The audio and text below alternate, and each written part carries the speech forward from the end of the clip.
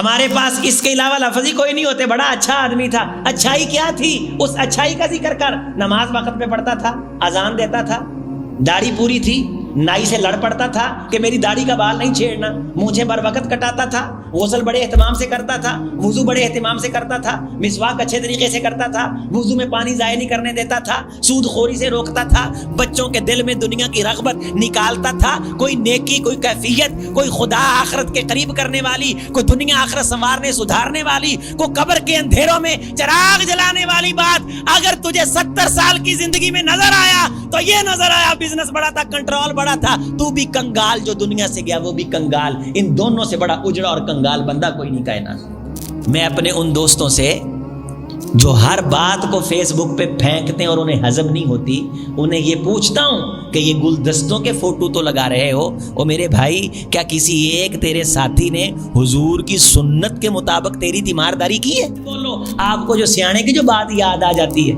کوئی لطیفہ جو یاد آ جاتا ہے, ضرب المثل تو یاد آ جاتا ہے. آپ کو حدیثیں یاد آنی چاہیے, دعائیں یاد آنی چاہیے, آپ کے بچوں کو دعائیں یاد آنی چاہیے. اس لیے میں کہہ رہا ہوں, ماں بہنوں کو تلقین کر رہا ہوں کہ اپنے بیٹوں کو دین سکھانے کے لیے ہمارے پاس لے کے آئے. میں الحمدللہ رب العالمین. اللہم صلی علی محمد وعلی آل محمد کما صلیت علی ابراہیم وعلى آل إبراهيم إنك حميد مجيد. اللهم بارك على محمد وعلى آل محمد كما باركت على إبراهيم وعلى آل إبراهيم إنك حميد مجيد. رب اشرح لي صدري ويسر لي أمري واحلل عقدة من لساني يفقهوا قولي. رب زدني علما. سبحانك لا علم لنا إلا ما علمتنا إنك أنت العليم الحكيم. قال اللہ تعالی فی کلامہ الحمید اینما تکونوا یدرککم الموت ولو کنتم فی بروج مشیدہ. وقال تعالی یا ایہا الذین آمنوا آمینوا. وقال النبی صلی اللہ علیہ وسلم حق المسلم علی المسلم ست وفی روایت او خمس اذا مرض فعده او کما قال علیہ الصلاۃ والسلام واذا مات فاتبعه او کما قال علیہ الصلاۃ والسلام. قابل احترام دوستو, بزرگوں, عزیز بھائیوں, آج کے خطبہ جمعہ میں میری اسلامی مائیں بہنیں بھی ذرا توجہ فرمائیں. 3 بڑے اہم بنیادی روز مرہ کے مسائل,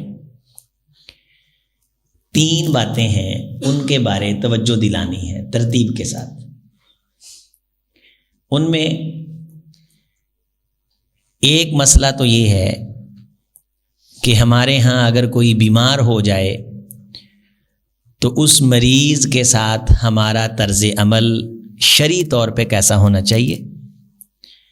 دین ہمیں کس چیز کا پابند کرتا ہے. نمبر 2, اگر کہیں فوتگی ہو جائے, وفات ہو جائے, تو اسلام ہمیں کیا کہتا ہے کہ جملے کون سے بولنے ہیں, ڈائلاگ کون سا اختیار کرنا ہے, اور تمہارا رویہ اور تمہارا اظہار اور کیفیت وہ کس قسم کی ہونی چاہیے. اور تیسری چیز جو پچھلے دنوں کچھ دوستوں نے جب بارہا پوچھا تو معلوم ہوا کہ اس بات کی یاد دہانی بھی ہو جائے, وہ ہے استخارہ. اس کا طریقہ, یہاں بھی ساتھی آتے ہیں جمعہ میں تو وہ کہتے ہیں جی ہمارا استخارہ کر دیں. تو یہ بھی ایک بنیادی چیز میں نے سمجھی کہ جمعے کے اندر اس کی وضاحت کر دی جائے تاکہ سب دوستوں کو اس کے بارے مکمل معلومات مل جائیں اور انہیں یاد دہانی رہے۔ تو ترتیب کے ساتھ یہ تینوں چیزیں اپنے اپنے وقت میں آپ کے سامنے رکھوں گا، اور یہ تینوں چیزیں ایسی ہیں جن سے روزانہ ہمارا کسی نہ کسی کا واسطہ پڑتا ہے۔ ہمارا چونکہ کلچر بنیادی طور پہ نبیوں کا تربیت یافتہ یا اس علاقے میں نبی آئے ہوئے ہوں جیسے بر صغیر کا کلچر ہے، تو ان کا باقاعدہ رنگ اس خطے نے محسوس کیا ہو، ان سے باقاعدہ تربیت پائی ہو، اور ان تربیت یافتہ لوگوں کے پھر آگے یہ ہمارے علاقے کے لوگ شاگرد ہوں، ایسا اعزاز ہمیں نہیں ملا۔ ہم دوسری طرف سے ہندوستان جتنا ہے یہ اسلام کی طرف آیا ہے، تو جملے، روایات، عادات، اطوار، کلچر وہی ہے، چاہتے ہوئے بھی نہ چاہتے ہوئے بھی ہم وہی جملے بولتے ہیں، اسی قسم کا ہم اسلوب اختیار کرتے ہیں۔ کوئی بیمار ہو جائے تب بھی ہمیں یہ معلوم نہیں ہوتا کہ یہاں ڈائلاگ، شریعت کیا ڈائلاگ دیتی۔ آپ میں سے اکثر نے یہ جملہ سنا ہوگا کہ آپ نے آنا تھا بھی آئے نہیں، پہنچنا تھا فلاں جگہ پہ ہم نے جانا تھا، وہ کہتے فوت کی پہ گئی، درمیان چیک فوت کی پہ گئی۔ یہ ہمارے ہاں یہ جملہ چلتا ہے۔ فلانا بیمار ہو گیا، آنا تھا انہیں ویسے بھی نہیں سی، لیکن وہ قسمت چنگی، وہ بیمار ہو گیا، گیا سی یار کو طبیعت نہیں سی بندے دی ٹھیک، تجھے ہم کہتے ہیں پتہ کرنے گیا تھا، خبر گیری کرنے گیا تھا۔ جو بھی جملہ ہم نے بچپن میں سن لیا وہ ہم بول رہے ہیں۔ ہم نے یہ چیزیں باقاعدہ سیکھی نہیں کہ رسول اللہ صلی اللہ علیہ وسلم کا طرز عمل، آپ کے جملے، آپ کا ڈائلاگ کیا ہوتا تھا، چونکہ اسلام خود کفیل ہے۔ اسلام کو کسی معاملے میں دوسرے سے کوئی ڈائلاگ اور جملے کی ضرورت نہیں۔ حضور صلی اللہ علیہ وسلم کی سیرت میں اس بارے بڑی معلومات ہیں۔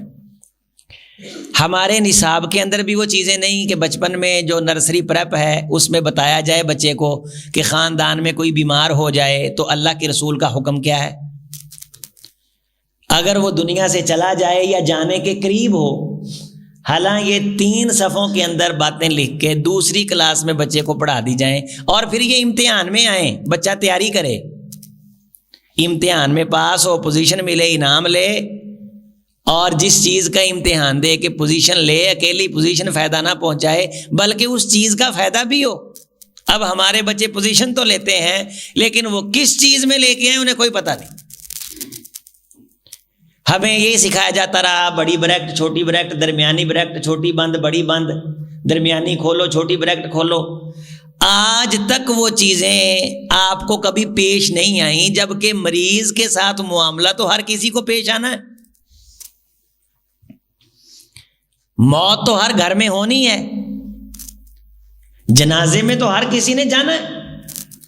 تو یہ چیزیں ہمارے نصاب میں ہونی چاہیے تھیں۔ آپ یہاں سے اندازہ لگائیے کہ ہمارے ساتھ اس نظام تعلیم نے کتنی زیادتی کی کہ ہمارے بچوں کو ہمیں وہ چیزیں تو ڈنڈے کے ساتھ پڑھائی گئیں جو نہ دنیا میں ہمارے کام آنی ہے نہ آخرت میں ہمارے کام آنی، لیکن جو چیزیں رسول اللہ صلی اللہ علیہ وسلم نے سکھائی ہیں ان کی طرف دھیان نہیں دیا گیا، توجہ نہیں دی گئی۔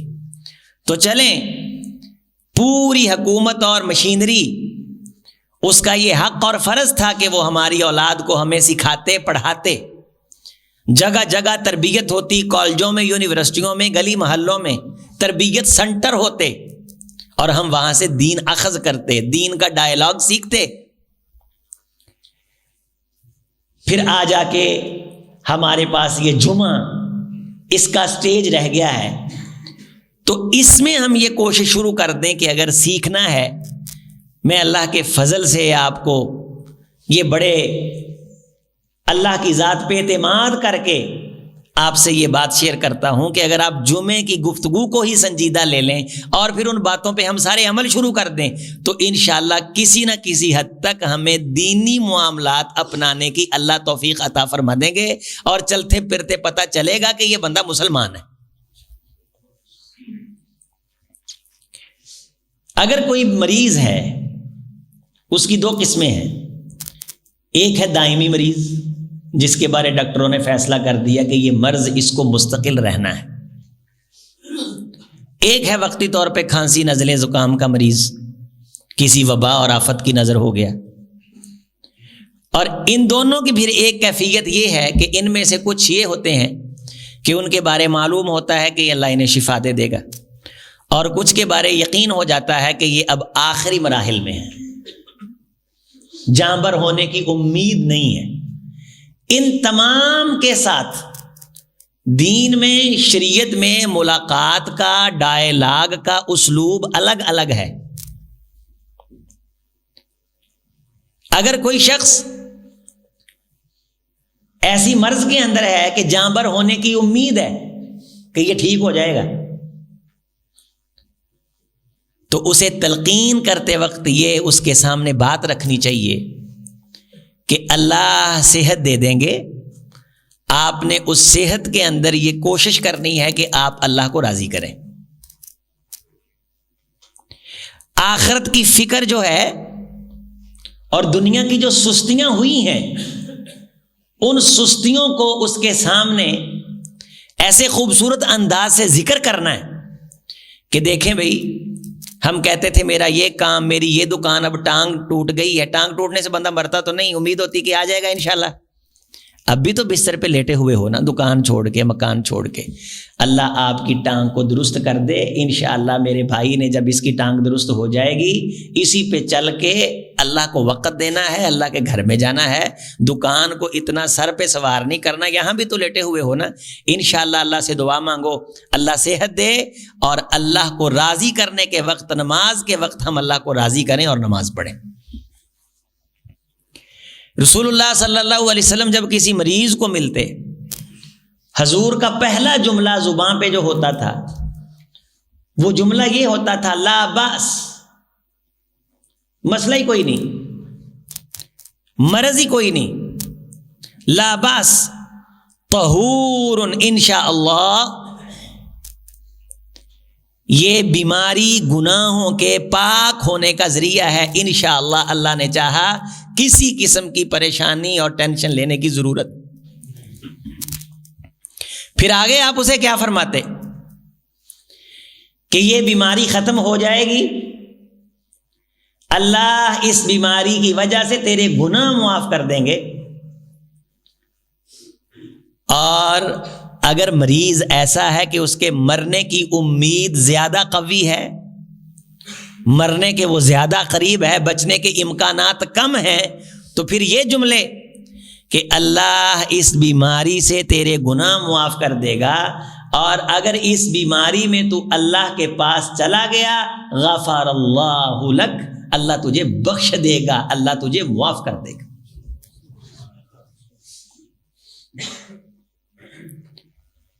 ہم جب بیمار کے پاس بیٹھتے ہیں یا بیمار پرسی کا ہمارے ذہن میں آتا ہے تو ہمارے ذہن میں شرعی تصور نہیں ہوتا، یہ ایک خالص دینی معاملہ ہے۔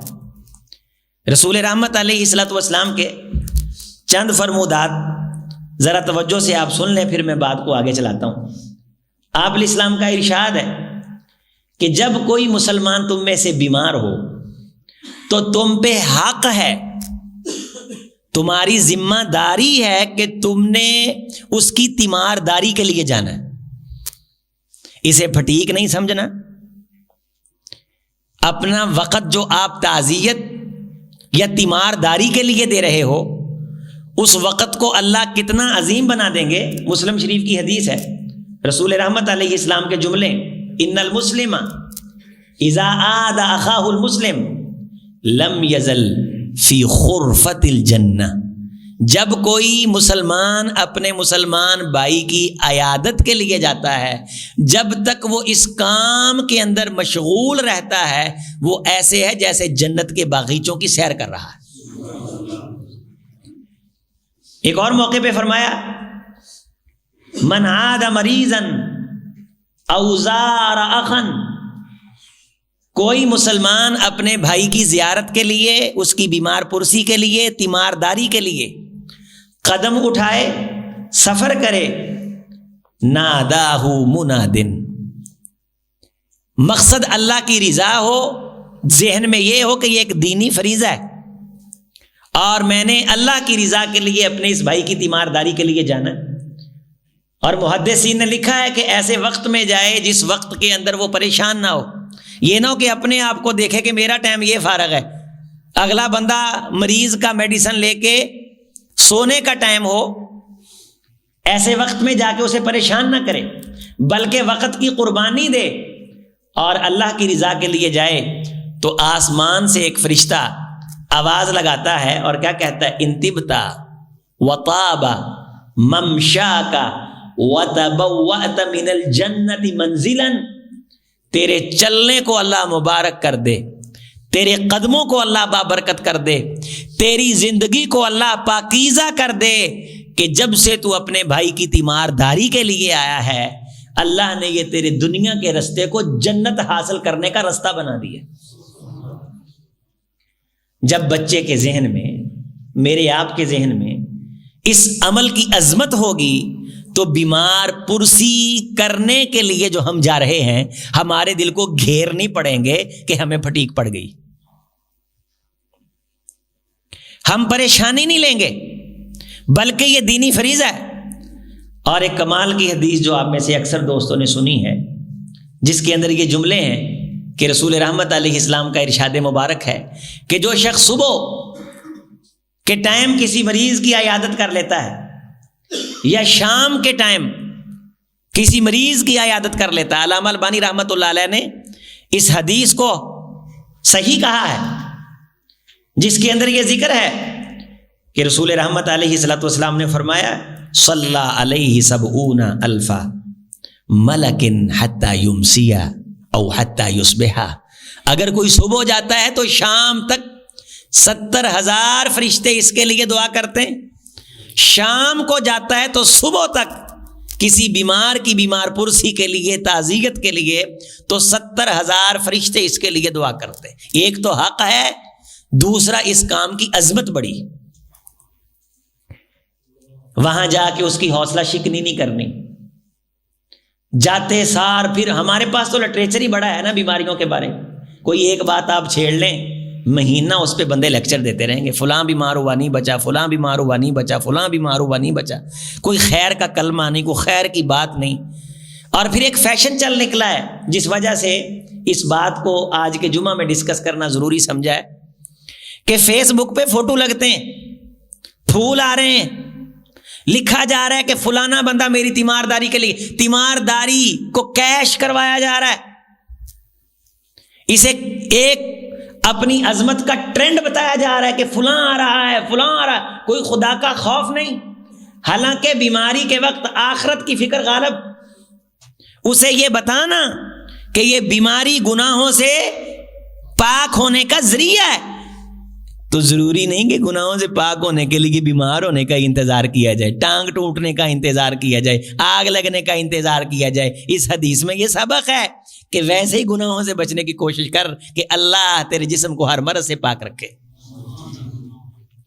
عزیز دوستو، تماشا لگا ہوا ہے سوشل میڈیا پہ، تماشا، میں شکریہ ادا کرتا ہوں فلاں کا، وہ میری تیمارداری کے لیے آیا، پھول دکھائے جا رہے ہیں، نمبر سمیٹے جا رہے ہیں، مریض کی تصویریں لگائی جا رہی، میت کا منہ کھلا ہے، اس بے پرواہ ٹولے کو کوئی فکر نہیں اس کے تقدس کی، اس کے حرمت کی، اس کا کھلا منہ لگا کے ساتھ وہ پتہ نہیں کس بے چینی اور کرب کے اندر دنیا سے گیا،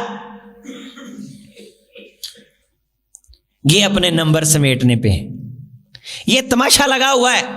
بڑی بڑی ایلیٹ کلاس، پڑھا لکھا طبقہ آپ کو یہ کس نے سکھا دیا کہ پھول دیتے ہیں، تصویریں لگاتے ہیں؟ ہم یتیم نہیں، میں نے کہا کہ اسلام خود کفیل ہے۔ کیا آپ کو یہ معلومات نہیں کہ جو آتے ہیں وہ شریعت کے مطابق آپ کی تیمارداری کر رہے ہیں؟ رسول رحمت علیہ السلام، یہ حدیث سنو کس طرح تیمارداری کرتے تھے، اور اگر میرے کسی بھائی نے اس طرح تیمارداری کی ہو تو بڑا خوش نصیب آدمی، ماشاء اللہ تبارک اللہ، اس کے گھر میں دین ہے، وہ علماء کے پاس بیٹھتا ہے، الحمدللہ رب العالمین۔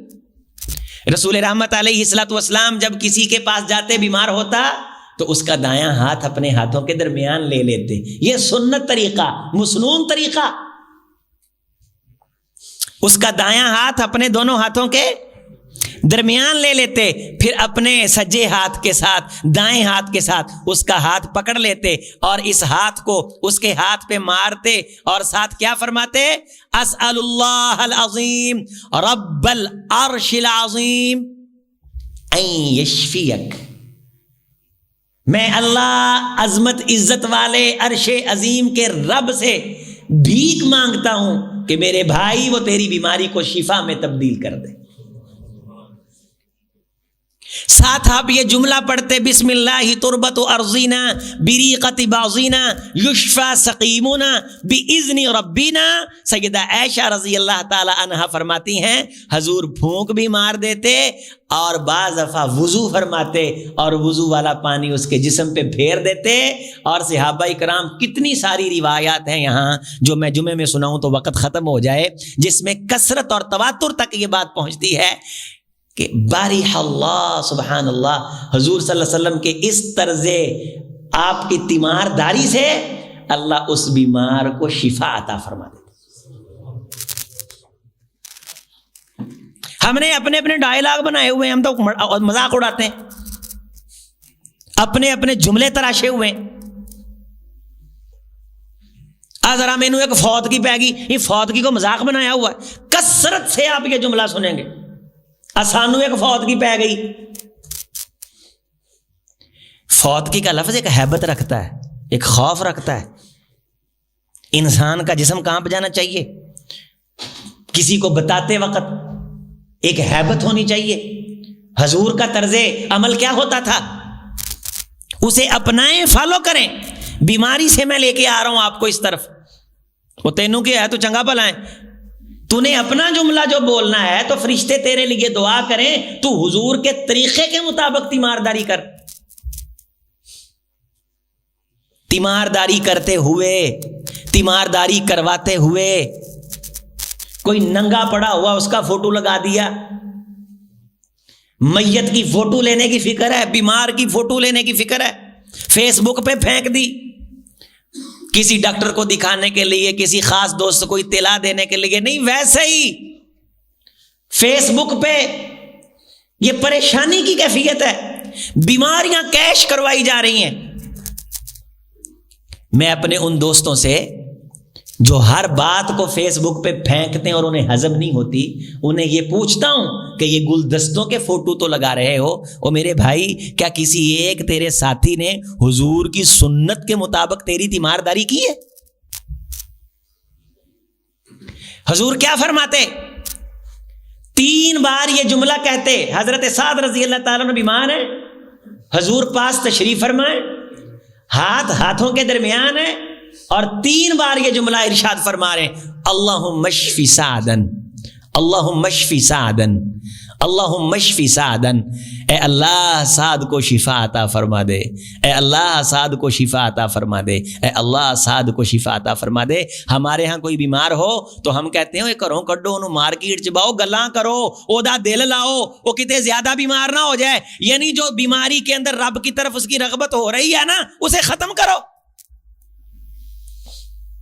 یہ ہماری ہمدردی ہے اس کے ساتھ، اور ہمدردی بھی ہماری اپنی مرضی کی ہے کہ فلانا بندہ بیمار ہے، گھر میں پڑا ہوا ہے، ہم کہتے ہیں کہ گھر میں بیٹھا رہا تو زیادہ بیمار ہو جائے گا، اونوں دکان تے لے آ کے باؤ، او دے سامنے ٹوکرا پیسیاں دا مودا کرو، او پیسے گنے، اونوں کوئی ریٹ پوچھو۔ یعنی ہم آخرت سے اتنے بیزار ہو چکے ہیں کہ ایک بندے کو بیماری جو آخرت یاد کروانے کے لیے آئی ہے، ہم اس میں سے بھی اسے اس لیے نکالتے ہیں کہ کہیں یہ آخرت کا نہ سوچ لے۔ یہ ڈائلاگ ہمارے ہاں چلتا ہے، ہمارے خاندانوں میں چلتا ہے، میرے سمیت ہم سارے یہ جملہ بول دیتے ہیں کہ اسے نکالو، اس کو گھر سے نکالو، اسے یاروں میں لے کے آؤ، اسے گھومنے کے لیے لے کے جاؤ، اس کے ساتھ گپ شپ کرو، تاکہ یہ جو اس وقت اللہ کے قریب جا رہا ہے یا آخرت کے بارے سوچ رہا ہے، یہ اس سوچ سے محروم ہو جائے، اس پاکی سے محروم ہو جائے۔ پھر آپ صلی اللہ علیہ وسلم یہ جملہ کہتے، اذهب الباس رب الناس واشفی انت الشافی لا شفاء الا شفاؤک شفاء لا یغادر سقما۔ اے میرے نوجوان، اگر کوئی نوجوان ہوتا تو اور مرض کے اندر آ گیا ہوتا تو حوصلہ افزائی کرتے ہوئے کیا فرماتے؟ توجہ فرماؤ، کیا فرماتے حضور؟ حضور فرماتے، میرے بیٹے، میرے بھائی، میرے عزیز، جس طرح نوجوانی کے اندر، بھرپور صحت کے اندر تجھے نیکی کا اجر ملتا تھا نا، تو تیری بیماری میں نماز تجھ سے صحیح نہیں پڑھی جا رہی تو تو نے پریشانی نہیں لینی، اللہ تجھے پورا اجر دے رہے۔ اس میں اسے تلقین بھی کر دی کہ بیمار ہونے سے پہلے جتنی اچھی نماز ہوگی، بیماری کے اندر جیسی کیسی پڑھے، صحت والی اچھی نماز کے مطابق اجر ملے گا۔ ہماری تو صحت کے اندر بیمار نمازیں ہیں، بیماری میں کیسی ہوں گی؟ اسلام ہر عمل پہ، ہر خوشی پہ، ہر غمی پہ اسلام کے رنگ میں دیکھنا چاہتا ہے، آخرت کے قریب کرنا چاہتا ہے، آخرت سنوارنے، سدھارنے کی طرف مائل کرنا چاہتا ہے۔ اور اگر موت غالب ہے، موت کی کیفیات غالب ہیں، تو آپ صلی اللہ علیہ وسلم آخرت کی طرف توجہ دلاتے اور فرماتے کہ مایوس نہیں ہونا، اللہ کی رحمت سے مایوس نہیں ہونا۔ حضرت انس رضی اللہ تعالیٰ عنہ فرماتے ہیں، ایک نوجوان موت کی کیفیت میں تھا جوان، شابن، تو رسول اللہ صلی اللہ علیہ وسلم اس کے پاس تشریف لے گئے۔ حضور نے اس سے پوچھا، تیرا حال کیا ہے؟ تو اس نے کہا، اللہ کا شکر ہے۔ یہ بھی سن لو، اس کے علاوہ ایک حدیث ہے، اس کے ساتھ اٹیچ کر کے آپ کو سناؤں۔ آپ نے ایک شخص سے پوچھا، تیرا کیا حال ہے؟ وہ بڑا خوش ہو کے کہنے لگا، الحمدللہ بخیر، اللہ کی تعریف، اللہ کا شکر، میں خیریت سے ہوں۔ حضور نے فرمایا، جعلک اللہ خیرا، اللہ تیرے لیے خیریں پیدا فرما دے۔ پھر ایک دن اس سے ملاقات ہوئی، حضور نے اس سے پوچھا، تیرا کیا حال ہے؟ الحمدللہ بخیر۔ جملے وہی بولے لیکن انداز تھوڑا سا افسردہ تھا، مایوس کن تھا، شکوے والا تھا۔ آپ علیہ السلام خاموش رہے، آگے بڑھ کے کہنے لگا، حضرت چند دن پہلے آپ نے مجھ سے حال پوچھا تھا تو میں نے یہی جملے کہے تو آپ نے دعا دی تھی، آج آپ نے میری صحت کے بارے پوچھا ہے تو وہی جملے میں نے آج کہے ہیں، لیکن آج آپ خاموش رہے ہیں۔ تو رسول رحمت علیہ السلام نے فرمایا، ہاں اس دن تیرے جملے تو یہی تھے، لیکن تیرے انداز میں اللہ کی شکر گزاری تھی۔ آج تیرے جملے وہی ہیں لیکن تیرے انداز میں اللہ کی کیا ہے؟ نشکری۔ بس ٹھیک ہیں، یہ نشکری ہے، بس ٹھیک ہیں، یہ کیا ہے؟ جملے تیرے وہی ہیں لیکن تیرے انداز میں کیا ہے؟ نشکری۔ لہٰذا جس کے انداز سے نشکری کی بو آئے، محمد الرسول اللہ اسے دعا نہیں دیتے صلی اللہ علیہ وسلم۔ حضرت انس رضی اللہ تعالیٰ عنہ فرماتے ہیں، یہ کھڑکیاں کھول دیں، ہاں بس ہو رہا ہے اندر، اے بھی کھول دو کھڑکی، ادھر میں کھول دو بیٹے، یہ کھول دو۔ نوجوان تھا، رسول اللہ صلی اللہ علیہ وسلم نے اس سے پوچھا، کیف حالک، تیرا حال کیا ہے؟ تو اس نے کہا، الحمدللہ۔ آپ علیہ السلام نے اگلے جملے پوچھے، ما تجدک، تو کیا محسوس کر رہا ہے؟ اللہ کے بارے کیا محسوس کر رہا ہے؟ سبحان اللہ، اندازہ فرمائیے، تو آنے والی زندگی کے بارے کیا محسوس کر رہا ہے؟ تو اس نے دو جملے کہے، اس نے کہا، حضور اللہ کی رحمت کی امید اور یقین ہے، اللہ کی رحمت کی امید اور، لیکن جب اپنے گناہوں کو دیکھتا ہوں تو کچھ نظر نہیں آتا، جے میں ویکھاں عملاں والے کچھ نہیں میرے پلے جے ویکھاں تیری رحمت واللے بلے بلے. حضور اللہ کی رحمت دیکھو، اللہ کی عنایات دیکھو، کرم نوازیاں دیکھو تو دل بڑا مطمئن ہو جاتا ہے. لیکن جب گناہوں کو دیکھتا ہوں تو شرمندگی ہوتی ہے کہ اللہ کے سامنے کس منہ سے جاؤں گا. یہ اس عربی عبارت کا ترجمہ ہے. رسول رحمت علیہ السلام نے فرمایا الحمدللہ الحمدللہ. حضرت انس رضی اللہ تعالیٰ فرماتے ہیں مجھے رسول اللہ صلی اللہ علیہ وسلم نے مخاطب کر کے فرمایا الحمدللہ.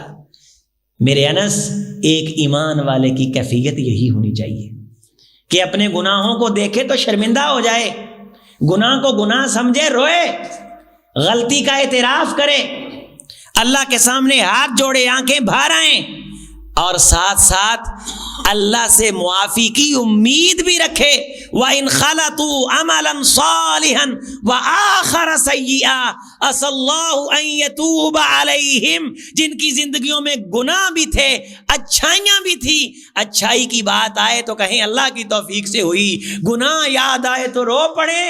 اگر کسی کے خاتمے کے وقت یہ کیفیت ہو گئی، انس، اللہ نے اسے معاف کر دیا، اللہ سے راضی ہو گیا. بیمار کے پاس جا، اسے تلقین کر کے ارد گرد کی باتیں نہ کر. تو اس کا دل مضبوط کرنے کے لیے اسے آخرت کی فکر سے باہر نہ لا. کہندے جی شغل میلہ کرو، اینو لطیفے سناؤ، اسے جھوٹ طوفان بول بول کے ہنساؤ. یہ بیمار ہے، یہ صحت مند ہو جائے گا.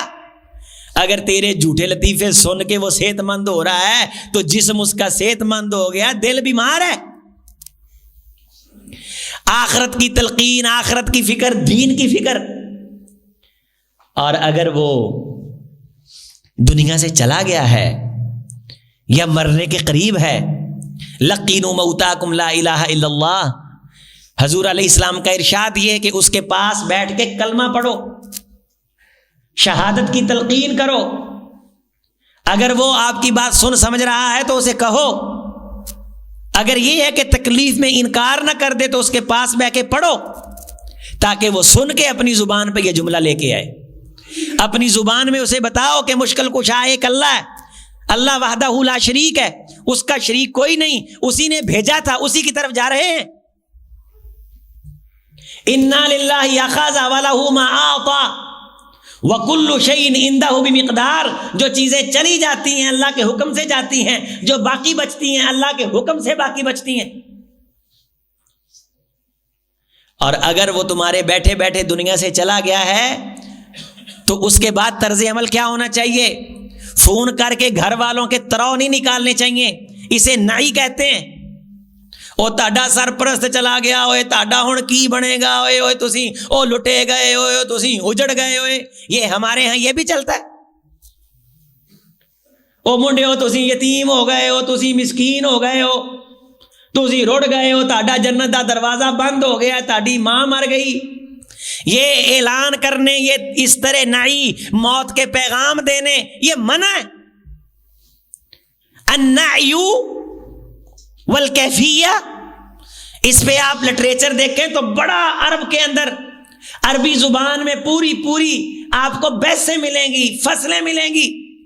النعی الحرام والحلال، موت کا پیغام کس طرح دینا ہے، کون سا حلال ہے، کس طرح کس اسلوب سے موت کا پیغام دینا حرام ہے، اطلاع کس طرح دینی ہے موت کی. اس کی آنکھیں بند کریں. اذکروا محاسن موتاکم، اس کی کوئی خوبی، کوئی نیکی ہے تو اس کا ذکر کریں. ہم کہتے ہیں جی فلانا صاحب چلے گئے ہیں، ماشاءاللہ بڑا بزنس تھا جی، بڑا دکان پہ کنٹرول تھا، ملازموں پہ بڑا کنٹرول تھا. اس خوبی کا اسے کیا فائدہ؟ اس کی قبر نہ بھاری کر، آخرت نہ بھاری کر. تجھے اس کی زندگی میں کوئی نیکی نظر نہیں آ رہی. جب یہ تو کلچر عام کرے گا نا، ہر بندے کو اپنی زندگی میں اچھائیاں جمع کرنے کی عادت پڑے گی کہ میرے مرنے کے بعد یہ اچھائیاں یہ بیان کی جائیں گی تو میری قبر میں فرشتے مبارکباد لے کے آئیں گے. حضور نے فرمایا جب اس کے ذکر خیر ہوتا ہے تو اس کے لیے آسانیاں ہوتی. ہمارے پاس اس کے علاوہ لفظ ہی کوئی نہیں ہوتے، بڑا اچھا آدمی تھا۔ اچھائی کیا تھی؟ اس اچھائی کا ذکر کر۔ نماز وقت پہ پڑھتا تھا، اذان دیتا تھا، داڑھی پوری تھی، نائی سے لڑ پڑتا تھا کہ میری داڑھی کا بال نہیں چھیڑنا، مونچھیں بر وقت کٹاتا تھا، غسل بڑے اہتمام سے کرتا تھا، وضو بڑے اہتمام سے کرتا تھا، مسواک اچھے طریقے سے کرتا تھا، وضو میں پانی ضائع نہیں کرنے دیتا تھا، سود خوری سے روکتا تھا، بچوں کے دل میں دنیا کی رغبت نکالتا تھا۔ کوئی نیکی، کوئی کیفیت، کوئی خدا آخرت کے قریب کرنے والی، کوئی دنیا آخرت سنوارنے سدھارنے والی، کوئی قبر کے اندھیروں میں چراغ جلانے والی بات اگر تجھے 70 سال کی زندگی میں نظر آیا تو یہ نظر آیا بزنس بڑا تھا، کنٹرول بڑا تھا، تو بھی کنگال، جو دنیا سے گیا وہ بھی کنگال۔ ان دونوں سے بڑا اجڑا اور کنگال بندہ کوئی نہیں کائنات میں۔ اذکروا محاسن موتاکم، اس کی نیکی، اس کی خیر۔ مہمان نواز تھا تو مہمان نوازی کا ذکر کر۔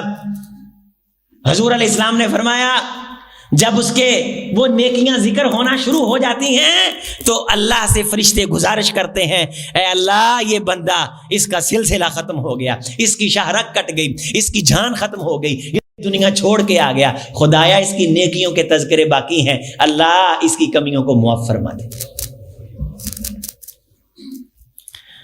ہم کہتے ہیں جی ماشاءاللہ حاجی صاحب کا کنٹرول بڑا تھا بزنس پہ، یہ نیکیاں ذکر ہو رہی، یہ حسنات ذکر ہو رہی۔ حاجی صاحب دیکھتے تھے تو ملازموں کا تراؤ نکل جاتا تھا، یہ خوبیاں بیان ہو رہی، یہ دنیا کے اعتبار سے تو خوبیاں تھیں، اس سے وہ خود کو بنا گیا، سنوار گیا، تیری روزی روٹی کے تیرے مرنے تک انتظام کر گیا۔ لیکن کوئی بات تو ایسی باپ کی ذکر کر، اپنے بزرگ کی کوئی ایسی نیکی ذکر کر کہ میرا باپ اپنی دکان چھوڑ کر کے لڑے ہو کے درمیان سلو کروایا کرتا تھا، وہ مجھے تلقین کیا کرتا تھا بیٹے بڑے بھائی سے لڑنا نہیں ہے، وہ مجھے سمجھایا کرتا تھا کہ بیٹے اپنی ماں کے لیے دعا کرنی ہے، وہ مجھے کہا کرتا تھا بیٹے اپنی بہنوں سے اس طرح رہنا ہے، وہ مجھے حکمن پابند کیا کرتا تھا کہ بیٹے اٹھ نماز کے لیے چل، وہ مجھے سمجھایا کرتا تھا۔ کوئی نیکی، اور میرے بزنس مین کنگالو اور مفلس ہو، اپنے بھائی عظیم اختر کی بات سنو، کسی معاملے کے اندر تو دین کی شرم اور حیا رکھ لو۔ میں عمومی طور پہ دوست و احباب کے ساتھ بڑی کھلی بات کر لیتا ہوں۔ لوگ ڈرتے ہیں موت کا نام لیتے ہوئے، انہیں شرم آتی ہے، ان کا دل گھبراتا ہے۔ موت کی تیاری کی بات زیادہ لمبی کر دی جائے تو انہیں ابکائیاں اور پسینے آنے لگ جاتے ہیں۔ میرے عزیزوں، میرے دوستو، ہماری کوئی نیکیاں ایسی ہونی چاہیے جن کا کوئی ذکر کرے۔ اللہ مجھے اور آپ کو توفیق دے کہ میں جب آپ، میری مائیں بہنیں بھی ہیں، اے نہ کہنے فلانی بہنوں چغل گھورنی جنہیں ساری زندگی نواں نالی متکا لا چھڈیا، وہ لڑائیاں پواؤن والی شادی ویاہ جائیں تے کیڑے ہی کڈدی رہندی سی، تہاڈے بھانڈے نہیں چنگے، تہاڈا فرنیچر نہیں چنگا، تہاڈا اے نہیں چنگا، جے کڑی ویکھی تے کڑی دا نک پسند نہیں، جے متا منڈا ویکھیا تے منڈے دا متھا پسند نہیں، اے تہاڈا تعارف خاندان وچ یہ کھٹیا کی کھٹیا تے کی کھٹنا ہے، اس کوڑی دنیا فانی دا یہ کمایا ہے۔ اذکروا محاسن موتاکم، اس کی خوبی ذکر کر، اس کی نیکی ذکر کر۔ اگر تیرے ساتھ اس نے کوئی نیکی کی تھی یا جس نیکی کا تو گواہ ہے، اللہ میں گواہ دیتا ہوں اس بندے کے اندر یہ خوبی تھی، اس بندے کے اندر یہ نیکی تھی،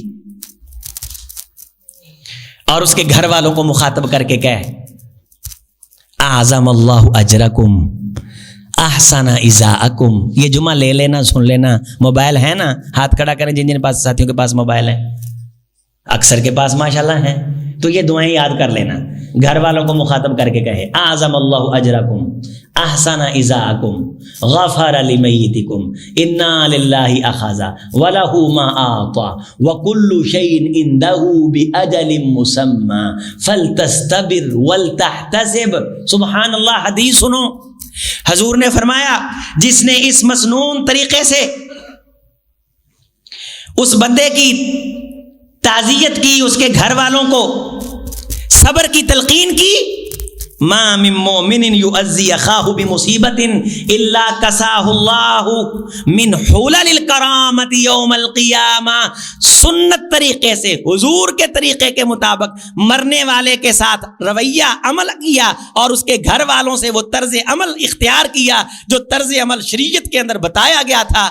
آپ نے فرمایا اللہ اس کے یہ کرنے پہ، یہ نیکی ہے، یہ کیا، یہ نیکی اتنی بڑی نیکی ہے کہ قیامت کے دن اللہ اس بندے کو اس عمل کی وجہ سے جو اس نے اس کو کہا انا للہ اخذ ولہ ما اعطى وكل شيء عنده بمقدار فلتستبر ولتحتسب. اگر اپنا کوئی قریب گیا تھا تو یہ آ گیا زبان پہ انا بفراقک لمحزونون ولا نقول الا ما يرضى ربنا. اے میرے بھائی، میرے بیٹے، میری بیوی، میرے جانے والے، تیرے جانے سے دل پاش پاش ہے، جگر کرچی کرچی ہے، خیالات ارادے بکھر چکے ہیں، لیکن ولا نقول الا ما يرضى ربنا، ہم اپنی زبان سے وہی کہیں گے جو ہمارے رب کو پسند ہے. جو بات رب کو پسند نہیں، اس زبان پہ وہ بات تیرے جانے سے بھی نہیں آئے گی.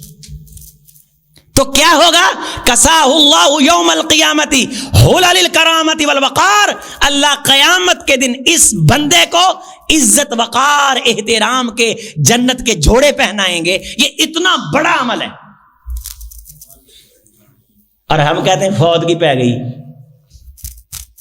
ویچے کو فوت کی پہ گئی. جی میں بندہ تریا راجے کی چلان پہ گیا، ایک کھاڑا پہ گیا، ایک نہر پہ گئی، ایک راہ چاہتے ہیں پھٹیک پی گئی.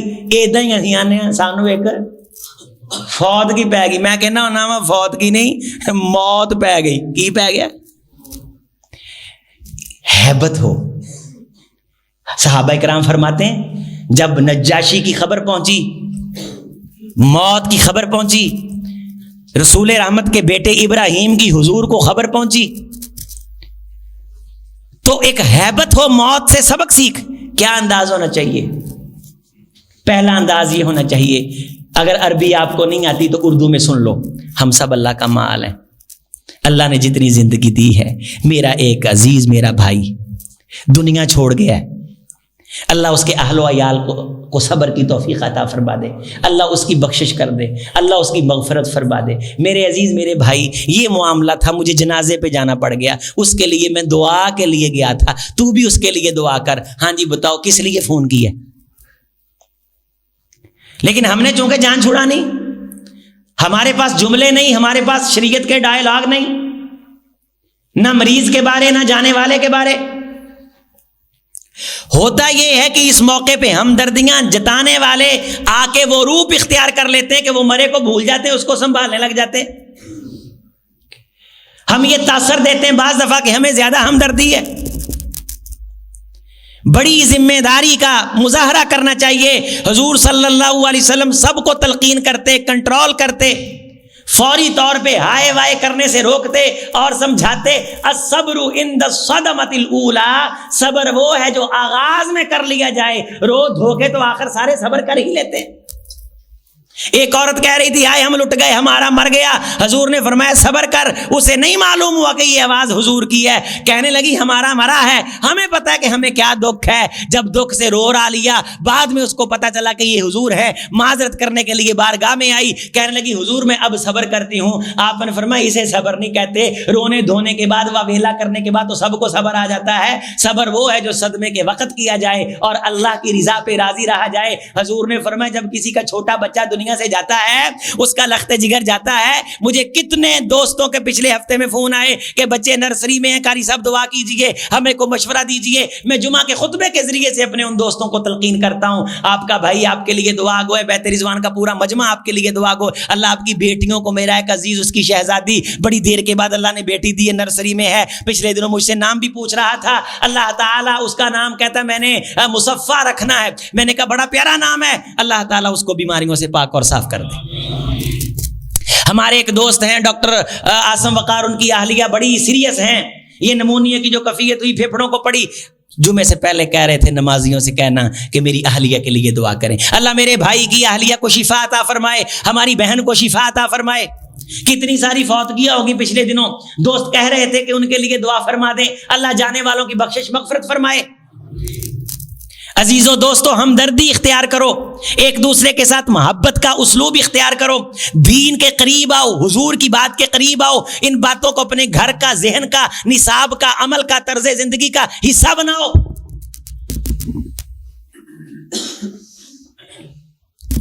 سنت کے مطابق اللہم اغفر لہ ورحمہ وعافیہ واعف عنہ، اللہ اسے معاف کر دے، اللہ اس کی بخشش کر دے، اللہ اس کی آخرت کی منزلیں آسان فرما دے۔ موت کا نام ہو تو ایک ہیبت ہو تاری، انہ لقول فصل وما هو بالہزل، یہ فیصلہ کن کلام ہے، اس کی کسی بات کو مذاق میں نہ اڑایا جائے، ہوا میں نہ اڑایا جائے۔ اللہ کریم سے دعا ہے کہ جو باتیں میں نے کہہ دیں، تیسری بات استخارہ کے حوالہ سے رہ گئی، اسے اگلے جمعے لے کے جائیں گے انشاءاللہ۔ یہ دو باتیں، بیماری اور مرض الموت، اور موت کے وقت مرنے سے پہلے اور بعد کی چند جو باتیں میں نے آپ سے ذکر کی ہیں، اللہ ان باتوں پہ ہمیں عمل کی توفیق عطا فرمائے۔ والسلام ورحمۃ اللہ وبرکاتہ۔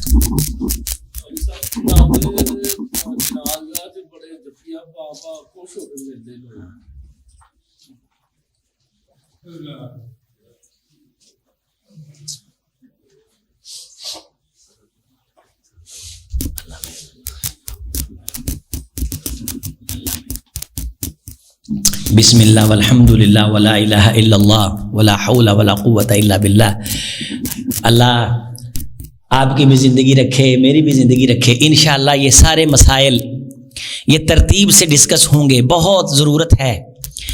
میں تو سب سے پہلے اپنے آپ کو دیکھتا ہوتا ہوں اور کوشش یہ کرتا ہوں یہ جو میرے اندر کمیاں ہیں میں پہلے ان کو ذکر کروں، تاکہ ذکر کرنے کی شرمندگی سے میں ان کمیوں کو دور کروں، کہ میں کہہ رہا ہوں، میں بیان کر رہا ہوں، اور میں اللہ سے توفیق مانگتا ہوں۔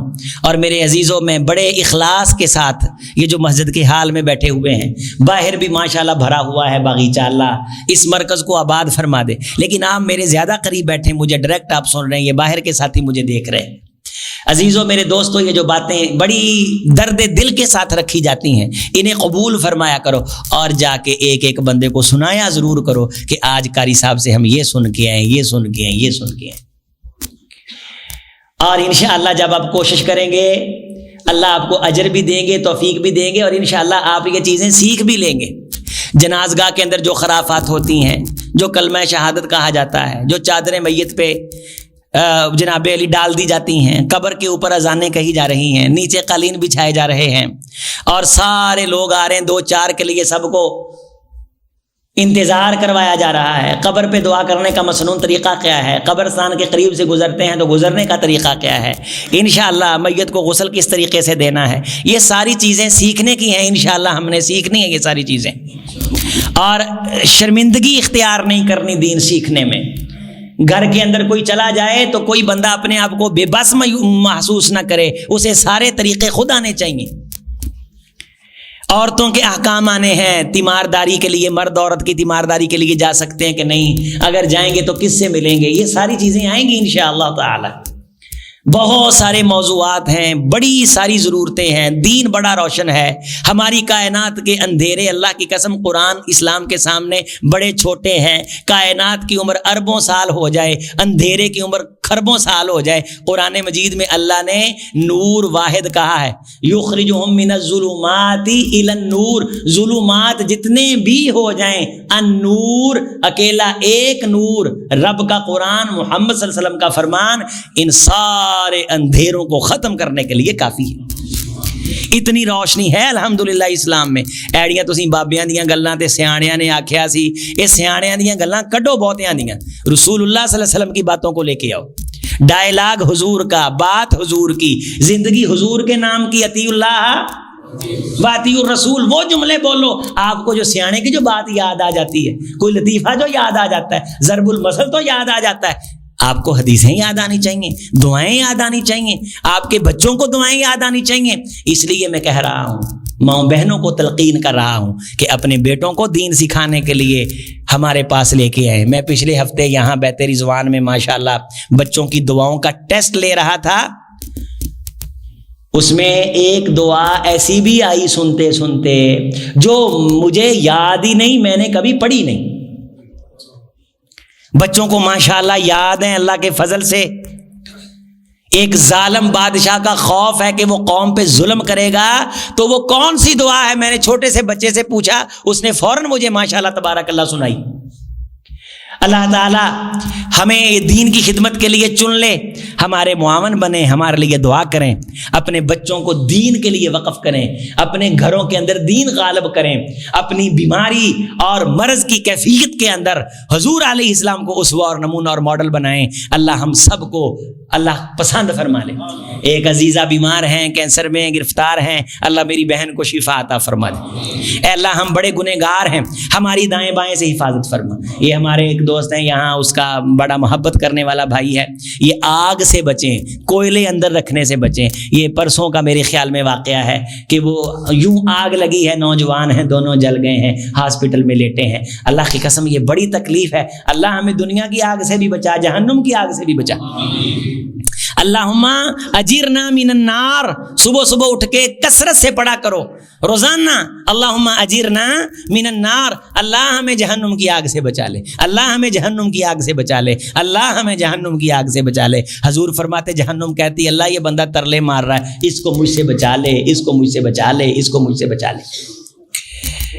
تو وہ جل گئے, اللہ تعالیٰ انہیں شفا عطا فرما دے. کتنے سارے واقعات ہیں. یہ گجرات میں 5 بچے ایک گھر کے تھوڑے سے کہتے ہیں کوئلے انہوں نے رکھ لیے, وہ دھواں لیتھیم جو گیس ہے وہ پیدا ہوئی, سوئے سوئے مر گئے. 4 بچے ایک عورت کے ہیں, ایک ان کے گھر مہمان آیا ہے, یا 4 شاید مہمان آئے ہیں, 4 بھائی ہیں, ایک بہن ہے, 5 جنازے اکٹھے اٹھے ہیں. اللہ ہر کسی کو ایسے دکھ سے محفوظ فرمائے. میری مائیں بہنیں بھی تشریف فرمائیں. گیس کا چولہا عموماً ہم چلتا چھوڑ دیتے ہیں, حضور کا ارشاد اور حکم ہے, فرمایا آگ کو جلتا نہ چھوڑو, آگ کو بند کر دینے یا ویکھ لینے, اس دوران چی اکھ لگ جاندی. حضور نے فرمایا یہ دشمن ہے. یہ کیا ہے؟ یہ دشمن ہے. اگر یہ تھوڑی بھی ہو تو یہ پھیل جاتی. حدیث کے اندر بڑی واضح معلومات ہیں, جو مخالفت کرتا ہے نقصان اٹھاتا ہے, جو موافقت کرتا ہے خیر پاتا ہے. تو آگ لاڈ نہیں, آگ بچوں کا کھیل نہیں ہے, اسے بند کر کے سوئیں. اس سے بہتر ہے کہ ٹھنڈ لگ جائے. جو بھی اس دور میں حادثات کا شکار ہوئے اللہ ان کی مغفرت بخشش فرما دے. سبحان ربک رب العزت عما یصفون وسلام علی المرسلین.